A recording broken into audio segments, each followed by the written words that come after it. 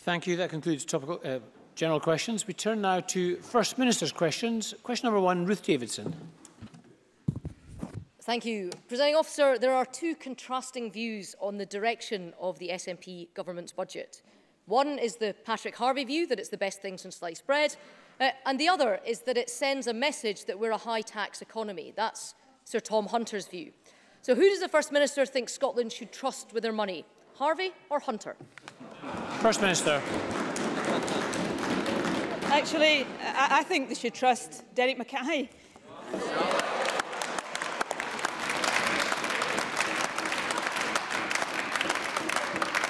Who put forward yesterday a sensible, responsible, balanced budget that reverses the cut to Scotland's budget imposed by the Conservative government at Westminster, protects our public services and, of course, allows investment in the infrastructure and business support that is so important to growing our economy. And as a result of the decisions made by Derek Mackay, 70% of all taxpayers in Scotland will pay less in the next financial year than they do in this. 81% of basic rate taxpayers will pay less. And of course, 55% of all taxpayers will pay less than they would if they lived elsewhere in the United Kingdom, making Scotland not just the lowest tax part of the UK, but the fairest tax part of the UK. What Ruth Davidson is really worried about, what Ruth Davidson and the Tories are really worried about is that we are progressively asking those who earn the most to pay a little bit more to help protect our public services and invest in our economy. So somebody, for example, earning £100,000, yes, we're asking them to pay less than £50 a month to help protect our public services. But of course, the Tories don't want us just to stand still on tax. They want us to cut tax for the very wealthiest in our society. And we know that if we were to follow Tory tax policies, we'd have to take more than £500 million out of our budget. So before Ruth Davidson says another word about tax, perhaps she will share with this chamber where she thinks the axe should fall from £500 million of Tory tax cuts for the richest. Is it on our health service or our education system? Perhaps Ruth Davidson would care to enlighten us. Ruth Davidson. We'd cut SNP government waste, we'd scrap SNP vanity projects and we'd grow the Scottish economy. But, Presiding Officer, that answer was a lot more Harvie than Hunter. And what the First Minister fails to grasp, and which everyone in the real world can see, are the consequences of her plan. And I'll spell them out. If you have markedly higher taxes here, you will, as the Scottish Chamber of Commerce said yesterday, make Scotland a less attractive part of the UK for skilled employees to locate and work, or for business to recruit and invest. Can the First Minister explain to me and the Chamber why the Scottish Chamber of Commerce is wrong? First Minister. Well, I'll tell Ruth Davidson something about waste, shall I? The waste of space that is the Tory party in this chamber. And no matter how furiously Ruth Davidson wags her finger at me, she cannot escape the question about where the axe would fall from the £556 million of cuts that would have to be made to the health service, to the education system, to business support, to infrastructure, if we were to follow the Tory plans to cut taxes for the very richest in our society. That might be the Tory way. It is not the way of this progressive Scottish Government. But on the issue of impact on our economy, unfortunately for Ruth Davidson, the evidence doesn't bear her out. The Scottish Fiscal Commission, of course, has to do forecasts on our budget and assess the policies that we put forward. In the report it published accompanying the draft budget, what it said about our tax policies is that they would have no impact on the economy in the way that Ruth Davidson and the Tories are suggesting. So let's cut to the chase here.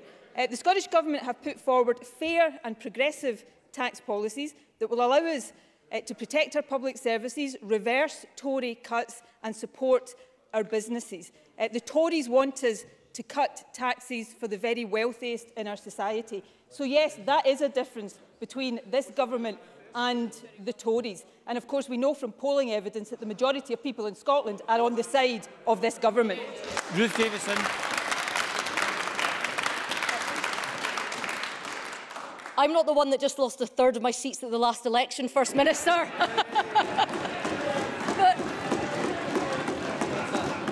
Presiding Officer, if the First Minister wants to talk about the Scottish Fiscal Commission, then let's talk about the Scottish Fiscal Commission. Because since this budget debate began, we've learned that the Scottish growth for the year to September was just 0.6%. And according to the Scottish Fiscal Commission's projections, Scotland is heading for the longest period of low growth in 60 years. And addressing that is what this budget should be trying to achieve, and it simply fails to do so. The Federation of Small Business said this: "The next stage of the Scottish Government budget is a key opportunity for ministers to put Scotland's economy first. The economy should be a top priority for every department, not just the finance and business briefs." They said that 2 weeks ago. Why didn't the First Minister take their advice? First Minister. Well, we listen to advice of all stakeholders and we come to balanced decisions. Let me just firstly say to Ruth Davidson, though, that she is leader of the party that is slipping back into third place in Scottish politics. And on today's performance, it is not difficult to see why.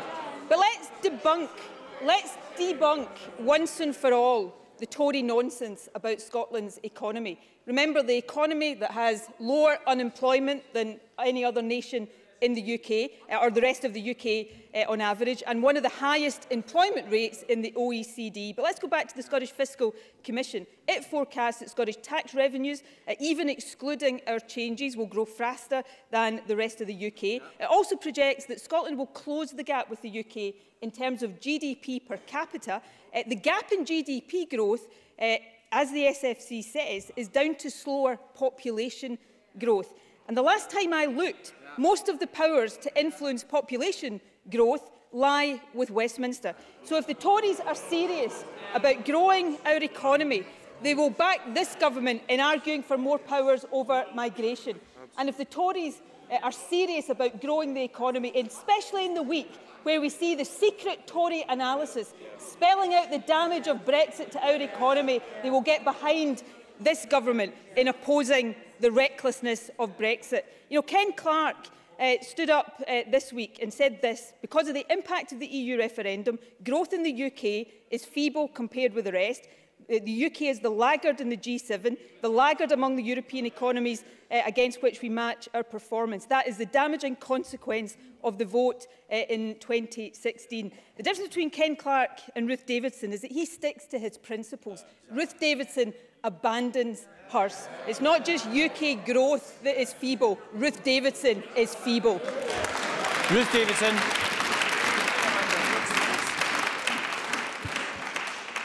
With any Brexit uncertainty affecting the UK as well, it's hard to argue that Scotland's relatively weaker performance can be explained by the outcome of the EU referendum. The Fraser of Allender Institute used in aid by the First Minister at every opportunity.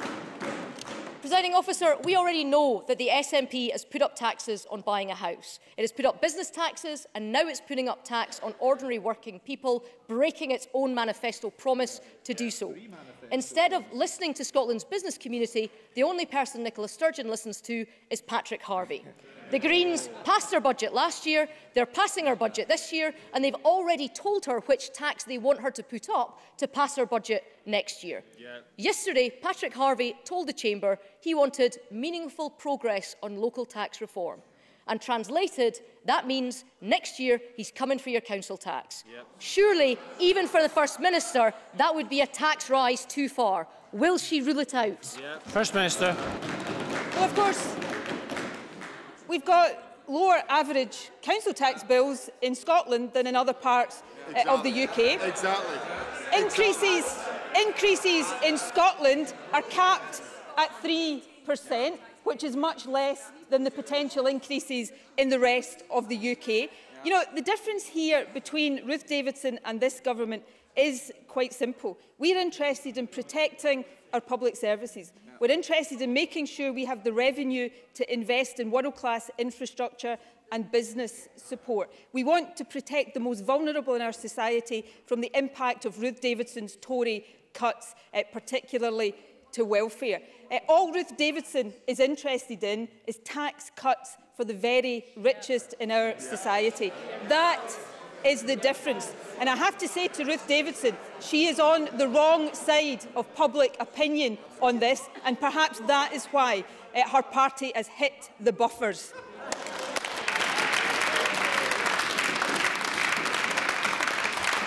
Question number 2, Richard Leonard. Thank you, Presiding Officer.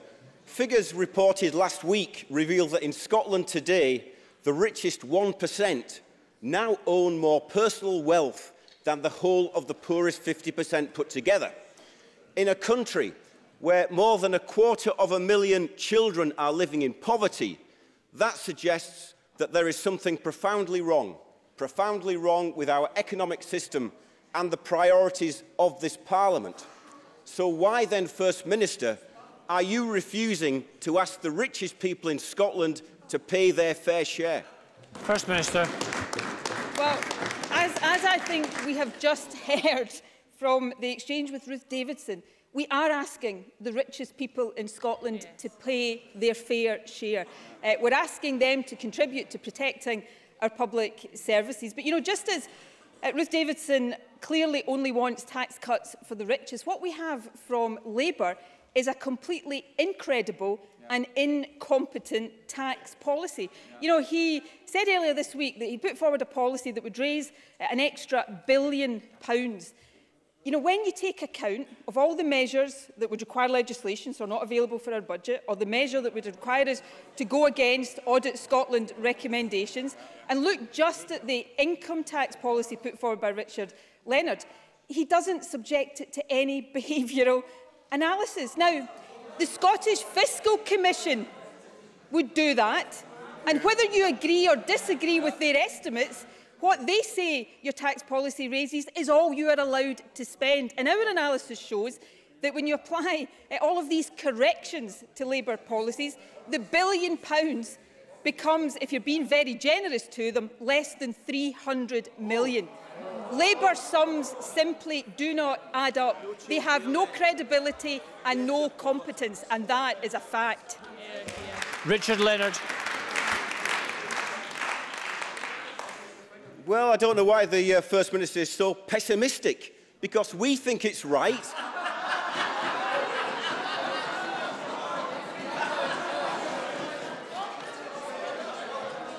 Well, Professor David Bell of Stirling University told a committee of this Parliament that the worldwide evidence on behavioural responses to tax changes tends to agree only on the belief that higher income tax rates will lead to behaviours that have a negative effect on tax.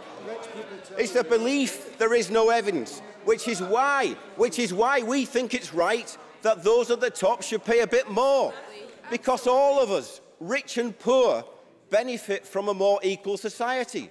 And we know that since the Tories cut the top rate of income tax in 2013, the rich got richer. New analysis published today by Labour reveals a 24% rise in the estimated number of people in Scotland who could be paying a top rate of 50 pence, but who are not. So why, First Minister, won't you use your powers to reverse this Tory tax cut? First Minister. First of all, the budget does raise the top rate of tax. It asks those at the top to pay more. But you know what? It perhaps radically, I don't know, but it does it in a way that will raise extra revenue, not in a way that will lose revenue for our public services. That's called competent government, something I appreciate Richard Leonard doesn't know much about. Now, I have the greatest of respect for Professor David Bell, but unfortunately for Richard Leonard, it's not Professor David Bell who does the forecasts based on our tax policy. That's the Scottish Fiscal Commission, and it was Labour, I think at the time led by Jackie Bailey, I can't immediately see her, oh there she is, that asked for the Scottish Fiscal Commission to be put on a statutory basis. We are required to take account of their forecasts. We might not always agree with them, but they determine how much money we spend. And to put forward a policy that takes no account of the analysis that the SFC will apply to it is just completely and utterly incompetent. It would embarrass a school debating class, let alone a party that's supposed to be a credible opposition. So under Richard Leonard's leadership, Labour has even less credibility and competence on these matters than it did before. But let's give him credit. That is some achievement. Richard Leonard. Well, it's good to see that we've moved on from the personal insults of last week.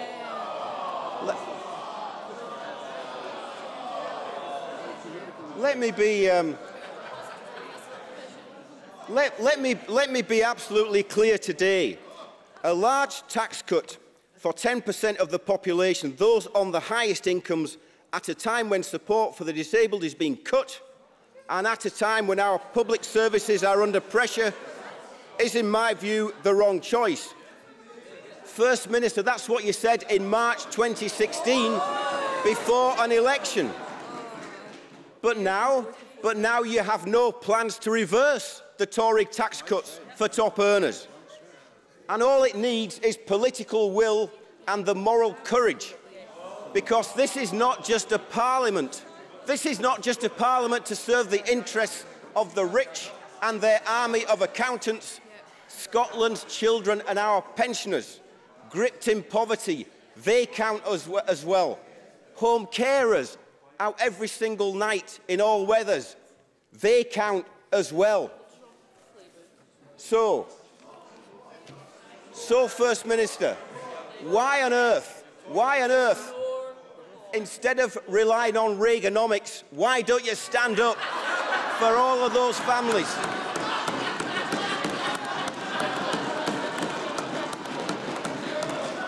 Why don't you stand up? Why don't you stand up for all of those families gripped in poverty in Scotland?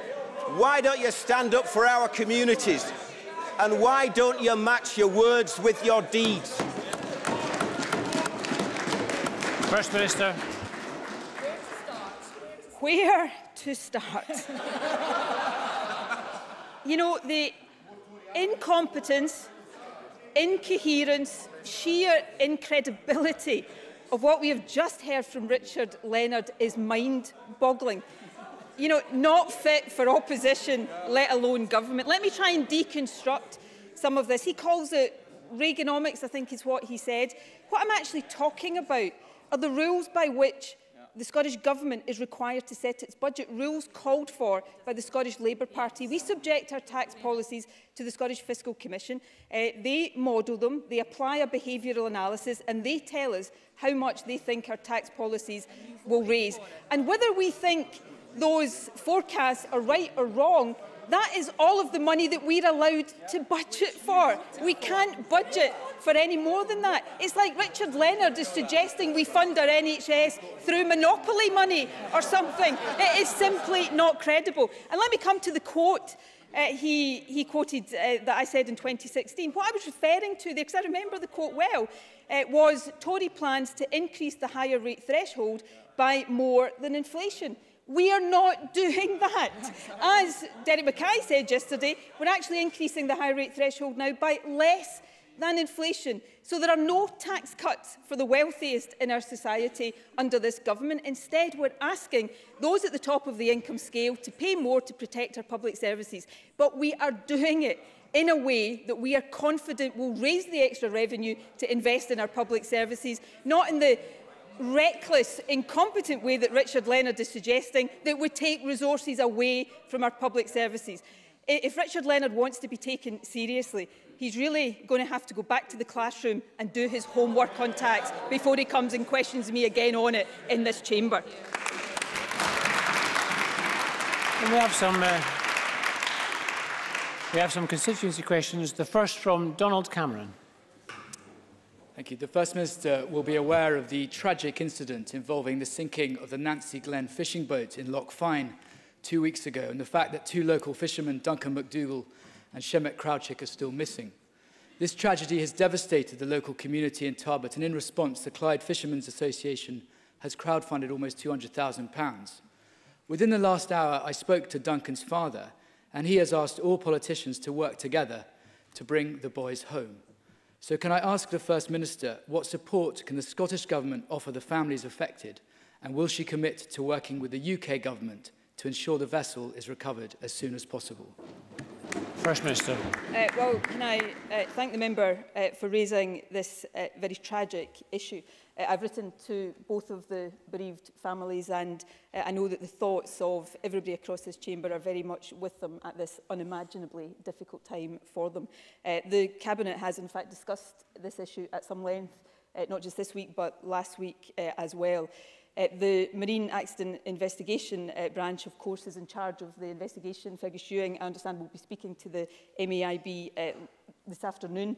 They will have to apply a number of considerations to their assessment of whether the vessel can be recovered. I'm very clear as First Minister, the Scottish Government is very clear that one of those considerations should be the desire, the very understandable desire of the families to recover the bodies of their loved ones. So the Scottish Government will offer whatever support we can. I obviously cannot preempt the conclusions that the MAIB will come to, but I can assure the member and the Chamber that we will do everything possible, not just to support the families, but to ensure that they can recover the bodies of their loved ones. And I'm sure Fergus Ewing will keep the Chamber appropriately updated. And Claire Baker.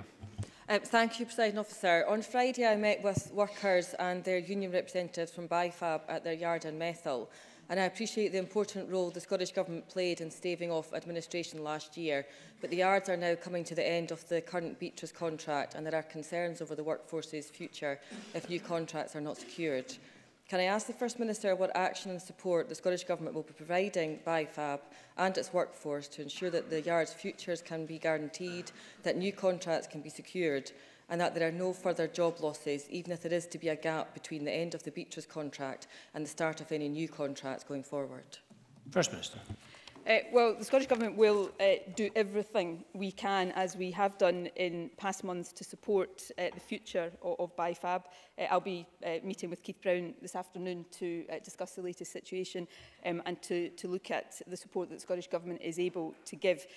When we were able to secure the short-term future of BIFAB before Christmas, I said very frankly and candidly at the time that that is what we had done, secure the short term, and there was still significant work to do to secure the medium and long term of the yards. That remains the case, but the Scottish Government will continue to work with the management, with the trade unions, as we have done very constructively, to make sure that BIFAB has a strong future.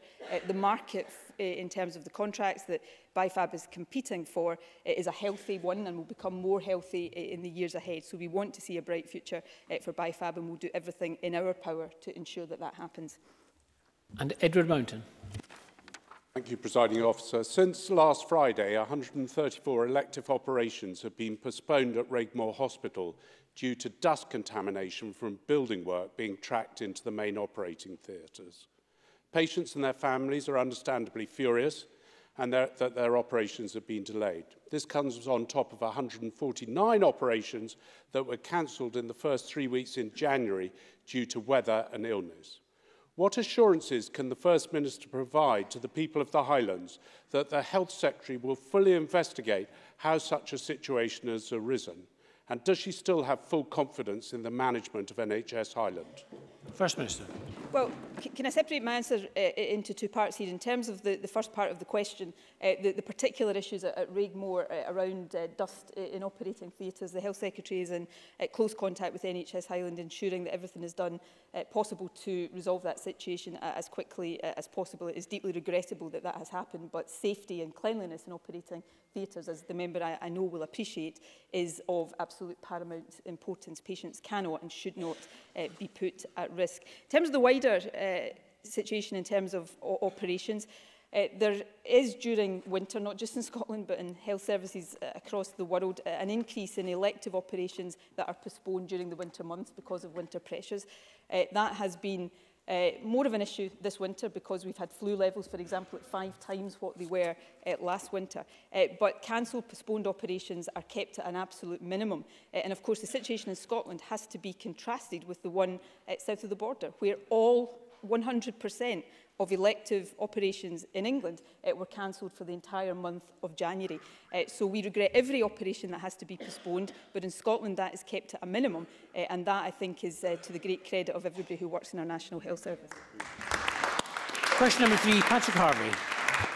Thank you, Presiding Officer. And can I also thank Ruth Davison for the lavish attention that she's given to the green impact successfully changing the Scottish Government's budget. That impact has allowed councils in every part of this country to spend their mornings cancelling many of the cuts that have been under consideration for some time.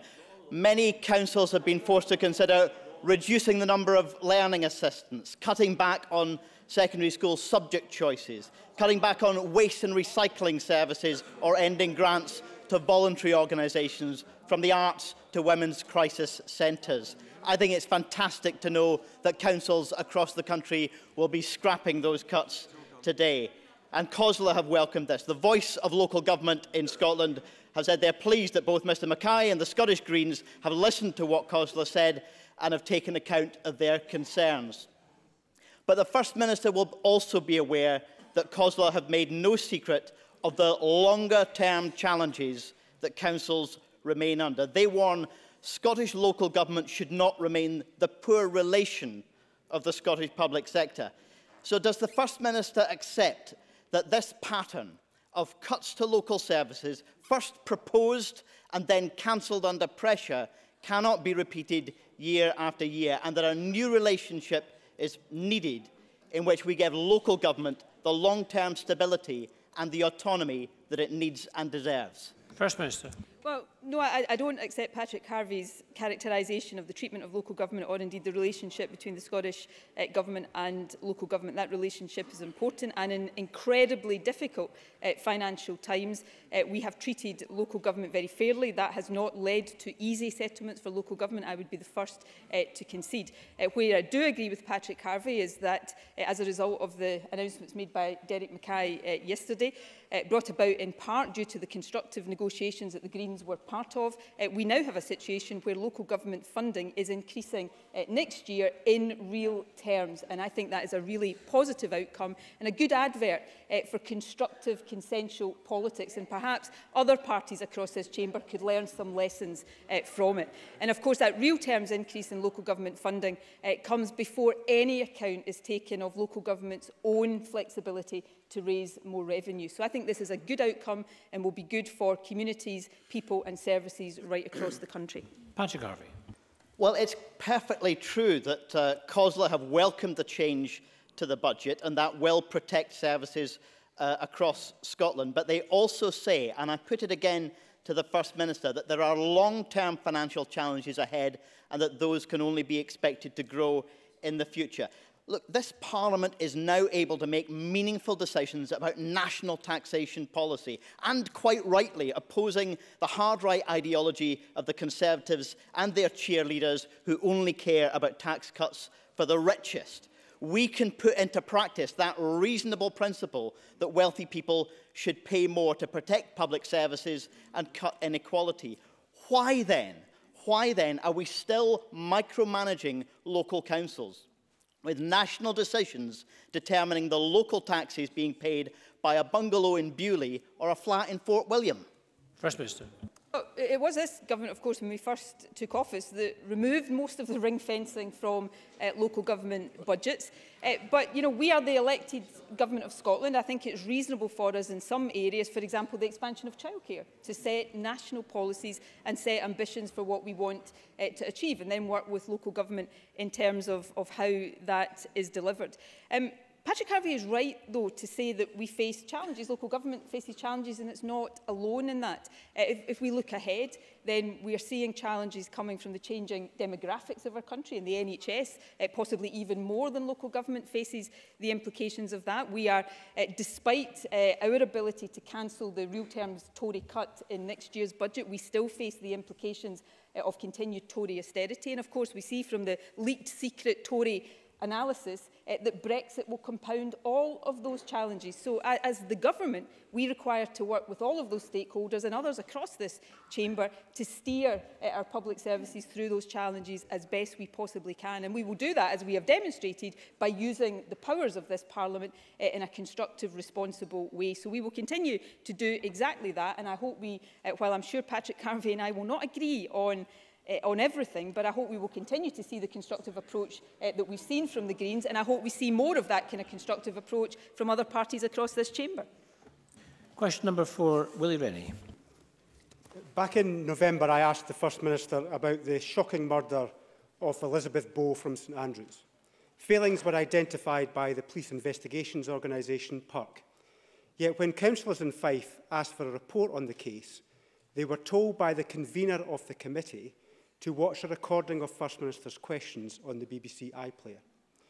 When councillors made a second request for a report, the police asked for it to be removed from the agenda. Does the First Minister believe that this lives up to the ambition of the government to strengthen the links between the police and the communities they serve? First Minister. Can I try to respond to this in a very sincere and genuine way? I am not entirely sure, and apologies if it's my inability to understand all of Willie Rennie's question. I'm not entirely sure what report he is referring to. If it's a PERC report, then it would be a matter for PERC. If it's police reports, then obviously I would have to look into that more to see whether it was appropriate for that particular report to be released. As a general principle, of course, local authorities, the public at large, should see as much information as possible. But in a genuine offer to try to move this forward, if Willie Rennie wants to correspond with me about the particular details he's raising today, I'm happy to look into this and see if I can be helpful in getting the information that he's requesting. Willie Rennie. But the First Minister needs to understand this is about the scrutiny of local policing by the local authority.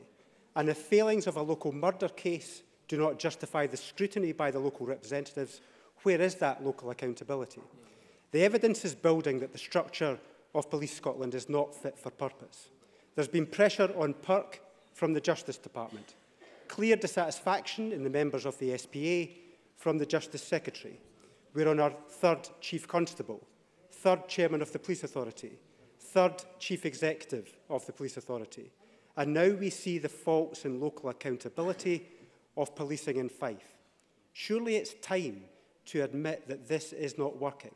Ian Livingston, the Acting Chief Constable, said today that the centralisation of the police was rushed. Will the First Minister now recognise that now is the time for an independent review of the structure of police? First Minister. Well, Ian Livingston also said that he thinks Scotland is safer now than it would be if we had not gone through the reform programmes. I think just in the interest of completeness, it's probably important to say that. Look, I'm not entirely sure, and you know, I say this sincerely, whether Willie Rennie is wanting to have an exchange about the generalities of police reform. He said a number of things there that clearly I absolutely would refute. In fact, PERC would refute his point about interference, and did at the weekend, or whether he's asking me about a specific report into a specific case. And I think it's important to be clear, and I'm not clear from the line of Willie Rennie's questioning. I do think it's important for local politicians to apply scrutiny to local policing. As I said in my first answer, I'm not entirely clear what report he's referring to. If he wants to tell me that, I will look into that and see if action is required. On the broader issues of police reform, Willie Rennie and I do not agree on all of these issues. Of course, we recognise challenges associated with Police Scotland. The work is ongoing to make sure we resolve all of those challenges, but we live in a country now where crime is at a 40-plus year low, and that is to the great credit of our police officers right across the country. But there are issues in here that if Willie Rennie wants to be a bit clearer about, because I genuinely want to help if there is a particular issue about a particular case. Apart from anything else, the family in such a case would deserve this to be treated seriously. So if Willie Rennie wants to decide what it is specifically he's asking me, I will be very happy to respond. Some more additional supplementaries. The first from Graham Day. Thank you, Presiding Officer. Brexit, as it looks like playing out, will have deeply damaging consequences for my constituency, particularly around the college, agriculture and tourism sectors. Now that we know the UK Government's leaked Brexit analysis shows broadly the same thing as the projections published by the Scottish Government, does the First Minister think it was reasonable for Ruth Davidson to describe these as over-the-top scaremongering? First Minister. No, I don't, and probably in her heart of hearts, neither does she. Because, you know, we published the Scottish Government analysis, and I stress we published the Scottish Government analysis for everybody to see. The Tories at the time said it was all scaremongering, we were making it up, and all the rest of it. And then just a couple of weeks later, we find that there is secret Tory analysis that they're refusing to publish on this issue of such massive seriousness and importance to the future of the whole UK that shows pretty much exactly the same things. So I think it is time on Brexit, firstly perhaps for the Scottish Tories to apologise for saying that about the Scottish Government analysis, and secondly to get real on Brexit. The Tories are leading not just Scotland but the entire UK off a cliff edge. They're fighting like ferrets in a sack as they do it. They are a disgrace to this entire country, and the sooner they are out of office, the better. Anas Sarwar. Thank you, Presiding Officer. In the last few days, I've been inundated with stories of everyday racism and Islamophobia. This includes a young woman who had her hijab ripped off her head at the underground station, a child scared to go to school because he is regularly called a terrorist, a hotel worker who is regularly racially abused but is told by his employer that the customer comes first, a council worker convinced that he missed out on that promotion because of his colour and religion. This isn't about one individual or one organisation, it is about a culture. On Tuesday in this Parliament we launched the cross-party group on tackling Islamophobia with the support of over 50 organisations. Will the First Minister commit herself and her government to work constructively with us on the important issues raised by the cross-party group? Because it is in the interest of all of our citizens to defeat prejudice, no matter of gender, no matter of religion, and no matter colour. First Minister. Yes, I will give that commitment. Can I also take the opportunity to pay tribute to Anas Sarwar? Anas and I are political opponents locally as well as nationally, but I have genuinely admired the way in which he's spoken up this week, the bravery with which he has done it. It would be brave in any circumstances, but I think all of us know that when we're raising issues that involve people within our own parties, that is even more difficult to do, and therefore I think the praise should be even greater for having done so.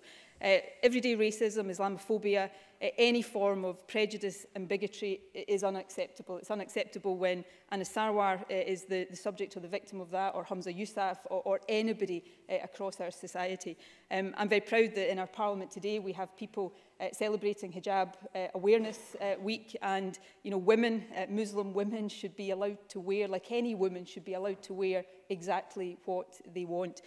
Scotland should never ever presume to think that we are immune from racism like this, and I think Anas Sarwar has demonstrated that this week. But what we must do is unite against it.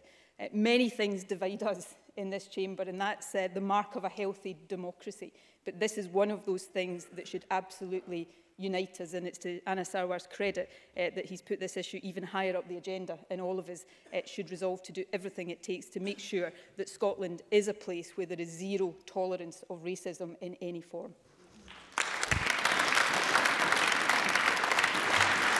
Question number 5, Kenny Gibson. Thank you, Presiding Officer. To ask the First Minister what the Scottish Government's response is to the Centre for Cities report, Cities Outlook 2018, which suggests that automation and globalisation could displace 230,000 Scottish jobs by 2030. First Minister. As set out in last year's programme for government, technological change presents certainly challenges but also big economic opportunities. The City's Outlook acknowledges that while some occupations are likely to contract, others have the potential to grow. The report makes a number of recommendations which the Scottish Government is already taking steps to implement. We're working with partners across the education system, for example, to prepare young people for the modern labour market. At the same time, as part of the implementation of the Enterprise and Skills Review, we're looking to significantly enhance the system of enterprise and skills support to allow our businesses and workforce to compete successfully in the 21st century global economy. Kenneth Gibson. I thank the First Minister for that answer. In order to ensure maximum employability for people already in or entering the labour market over the next few years, it is important that they are equipped with the right set of skills and knowledge to succeed in the future. And could the First Minister set out how the Scottish Government is helping specifically to upskill our current and future workforce to ensure that automation and artificial intelligence present opportunities to increase Scottish prosperity rather than a threat? And given the importance of this issue, does she agree that matters relating to automation and artificial intelligence deserve to be fully debated and discussed in this chamber? First Minister. Well, in terms of the last part of that question, yes, absolutely, I do. I think it's important to discuss and debate these things in a very upfront way, not just in this chamber, but across society. In terms of the economic opportunities, though, I think the first thing we need to do is exactly as Kenny Gibson is suggesting, see it not just as a threat, but as a potential opportunity, and a potentially very big opportunity. That's why I talk repeatedly about the need for Scotland to see itself not just as a user or consumer of new technologies, but as the inventor, the designer, the manufacturer of these new technologies. And that's very much what will drive our economic and industrial strategy in the years ahead. In terms of skills, we have a highly skilled workforce in Scotland. We'll continue to support it, in particular through Curriculum for Excellence and developing the Young Workforce Programme. And through the Enterprise and Skills Strategic Board, we're working to ensure that the planning and commissioning of our £2 billion annual investment in skills is better coordinated and more responsive. And that is the right approach to developing a skilled and productive workforce that can maximise our future economic opportunities, whatever shape they might take. Question number 6, Michelle Ballantyne. Thank you. To ask the First Minister what action the Scottish Government is taking to tackle violence in our schools. First Minister. Violence towards anyone is unacceptable, and the safety of children, young people and staff in schools is paramount. We're determined to continue to work with schools and local authorities to tackle serious indiscipline and violence, as well as the publication of guidance for schools on how to manage behaviour, including violent incidents. We continue to invest in violence prevention programmes, including No Knives Better Lives and the Mentors in Violence Prevention programme. The recent Behaviour in Scottish Schools report highlights that overall pupils are well behaved.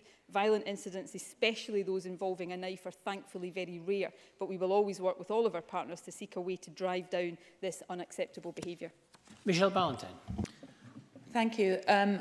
I'm not sure whether there's been another report since, but the 2012 report certainly identified the First Minister's words. However, Police Scotland figures show that 80 school pupils were found with knives on school premises between April and November last year, with a further 45 incidents of pupils being caught carrying an offensive weapon.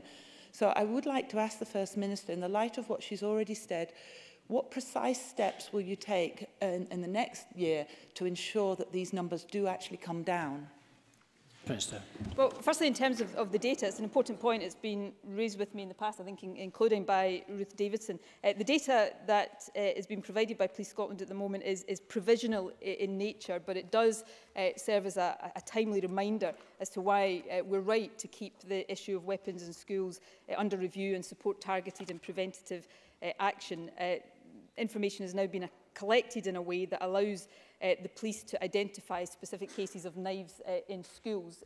Before, that would just have been part of the general data about knives and offensive weapons. In terms of the action we're taking, I highlighted some of this in my initial answer. We're investing millions of pounds in violence reductions programmes for young people. The No Knives Better Lives youth engagement programme has received funding since 2009. The Mentors in Violence Prevention programme is about empowering young people themselves to challenge and speak out against violent and abusive behaviour. So the police have an important role here to play when crimes are committed, and also an important role here to play in prevention. But I think much of our focus should be on working with young people themselves to prevent behaviour of this type. Thank you very much. That concludes